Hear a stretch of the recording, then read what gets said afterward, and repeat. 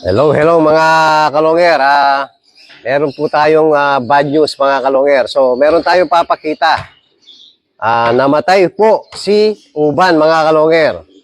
Kung napapanood nyo, yung mga previous video ko, yung galing sa Matlog. Nakarera po hanggang Matlog si Uban. So, bumalik po nang nawala sa Matlog after 17 days. Bumalik si Uban mga kalongger. So, ito po si Uban mga kalongger.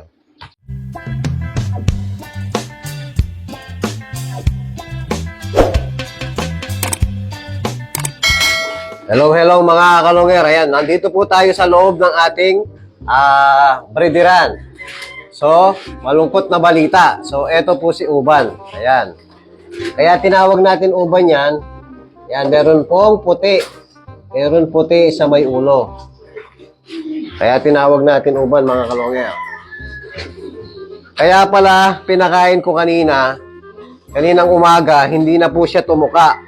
So ngayon napansin ko, kaninang umaga, para ka kung may nasugatan, ito may mga dugo-dugo hanggang sa baba. Oh. Ayan, yan mga dugo-dugo. So sa kanya pala, ibig sabihin mga kalongger, last drop niya niyan. Ibig sabihin, last pupo niya, dugo na. Ibig sabihin yung ibon natin, kunin ko muna si Uban. So lagay muna natin dito mga kalongger. So, ibig sabihin, si Uban, may tama po sa loob. Siguro, nung nawala ng 17 days, kung saan-saan uminom yung ibon natin, ayan, kaya nakainom siguro ng toxic na tubig. May lason mga kalongger. So, pagbalik niya, kumain naman, okay siya. Straight sa linggo mga kalongger, okay siya. So, hanggang lumipad din sa Uban, pinapalipad ko na. After 1 week po mga kalongger, pumapayat si Uban, pumapayat. So halatadong may tama si Uban. So ang ginawa ko, ginamot ko si Uban. So malakas kumain, hindi natin nakitaan ng may sakit yung ibon natin. Ang problema lang, yun nga pumapayat po. Tapos hindi naman siya parang yung gumaan, hindi may timbang yung ibon natin. Tingin ko, ang tama nito yung sa atay siguro. Sa loob mga kalongger. Ang plano ko pa naman kay Uban mga kalongger, kaya binaba ko na rito sa ating breederan. Ito, nandito na sa breederan natin.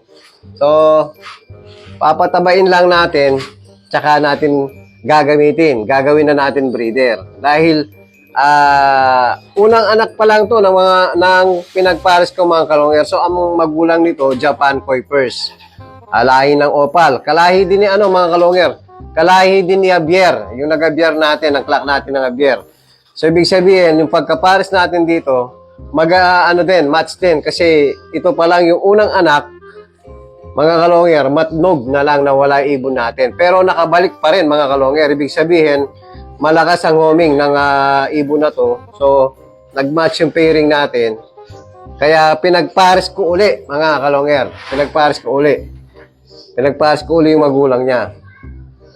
So, sayang, hindi natin nagamit si Uban.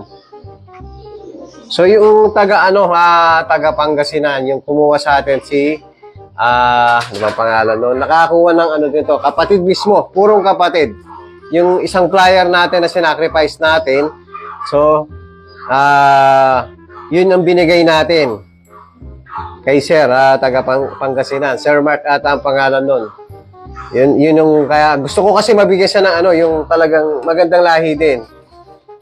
Kaya po binigyan natin sa mismong kapatid nito, kahit flyer natin, yun, pinaubaya natin kay Sir, taga Urdaneta, Pangasinan. So, shoutout sa'yo, Sir. Ito yung kapatid ng nakuha mong blue bar na kak. Ayan. Mga magagandang lahi natin, mga kalongger. Yan, talagang ganyan ang kasama lahat siya sa pag-aalaga para sa lovers din. So, magkikip na lang tayo uli sa mga magiging anak ng magulang nito, magiging kapatid. So, pinagpares ko uli, so magtatabi na lang tayo. At least, nakitaan na natin na magagaling yung mga anak nila. O, tapos mga kalongger, ito, mayroon tayong bagong pinagpapares uli. Ayaw pa rin magpares. Ito, tingnan yung mata. Medyo nasugat na yung mata niya. Kakabuli ng kak. ang hirap parisin kasi ng kak na to. Pag pinalitan mo yung kapares, ilan araw, kahit pares na sila, may time na inaaway niya pa rin. Ayan o. Masyado kang pihikan. Para kang nakatrip. Sayang yung araw. Magpares na kayo. Bagay, pares na yung ibon natin, kaya lang masyadong pihikan to. O, to, tapos yung pinagpapares natin dalawa, wala pang itlog din. Ito naman, ito nang itlog na.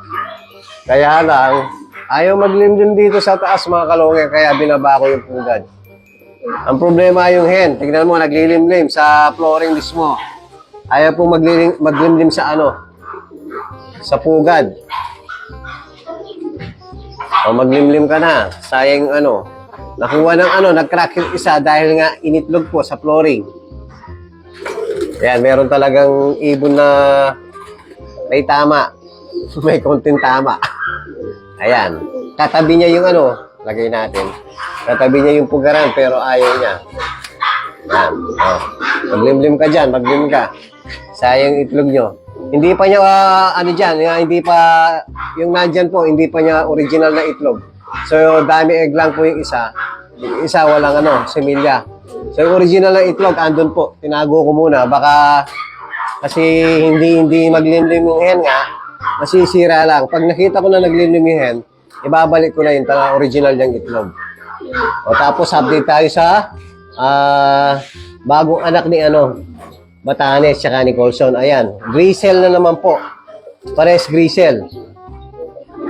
So, nagdadalawang isip tayo kung sa ending o sa paliliparin ko, pang south.